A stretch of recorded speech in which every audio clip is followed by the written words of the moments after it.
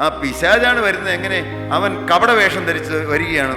നിന്നെ ഏത് കാര്യത്തിൽ വീഴിക്കാമെന്ന് പിശാചിനറിയാം. ഓരോരുത്തരുടെയും ബലഹീനത പിശാചിനറിയാം.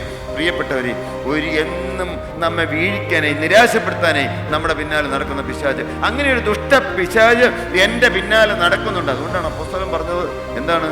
ഞാൻ ക്രിസ്തു എന്ന ഏക പുരുഷന് നിങ്ങളെ നിർമ്മല കന്യകയായി വിവാഹ നിശ്ചയം ചെയ്യപ്പെട്ടിരിക്കുന്നു. പിന്നെയോ, സർപ്പം അന്ന് ഹവ്വായെ ഉപായത്താൽ ചതച്ച പോലെ ഉപായിയായി പിശാച്. അല്ലേ? നിങ്ങളൊന്ന് ചിന്തിച്ചു നോക്കി. നിങ്ങളുടെ ജീവിതത്തിലെ അനുഭവങ്ങളില്ലേ? പലപ്പോഴും കെണി വെച്ച് വരുന്നു. ഒരു കുഴപ്പം വരുത്തരുത്.